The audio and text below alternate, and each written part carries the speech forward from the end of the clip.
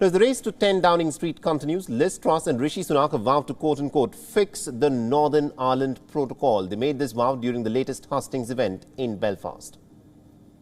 Well, this is exactly what I have been working on with the Northern Ireland Protocol bill, because until we sort the issue of the Northern Ireland Protocol out, we are not going to get Stormont back up and running.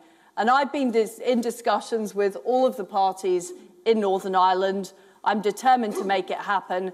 And as we make progress on the Northern Ireland Protocol bill, we will see power sharing re-established in Northern Ireland, and as well, the Belfast Good Friday Agreement re-established.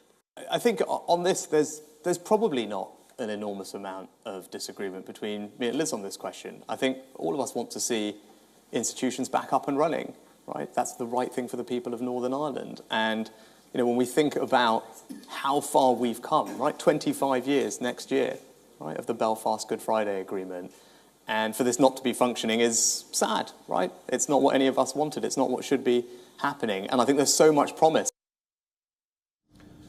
Now, during the hustings, Liz Truss and Rishi Sunak spoke on issues such as the cost of living crisis and also on a whole host of other issues that are plaguing Britain. However, the Northern Ireland Protocol has been at the top of the agenda.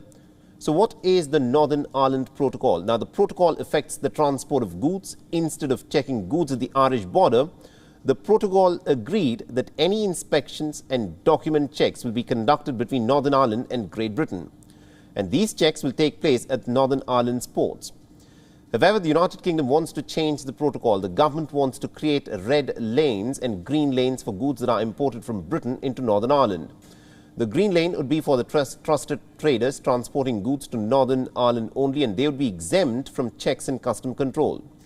The red lane would be for products going to the EU, including the Republic of Ireland, and they would also undergo full checks and custom controls. The two contenders also aired their competing policies on tackling the rising energy prices and also the increasing cost of living. Sunak said that Truss's tax-cutting plans would further stoke inflation. Sunak instead favours targeted support, and the latest hustings saw a low turnout of just around 170 people. Four more hustings remain following the Northern Ireland event. The last one will take place in London on the 31st of August, and the winner will be announced on the 5th of September.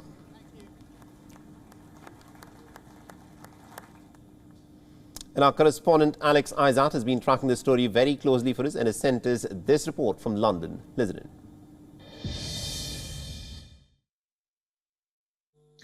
As the wannabe Tory party leaders landed in Ulster, Conservative Party members pressed Liz Truss and Rishi Sunak on issues ranging from Brexit, Northern Ireland Protocol, the cost of living crisis and Stormont's collapse.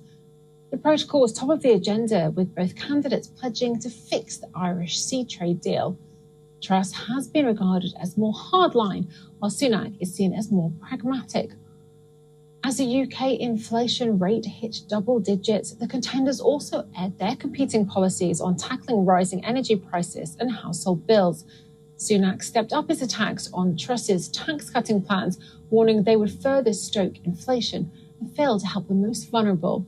It seems that this back and forth has been going in Truss's favour, as a new poll of Tories by the Conservative Home website found that Truss has the backing of 60% of members, with only 28% backing Sunak.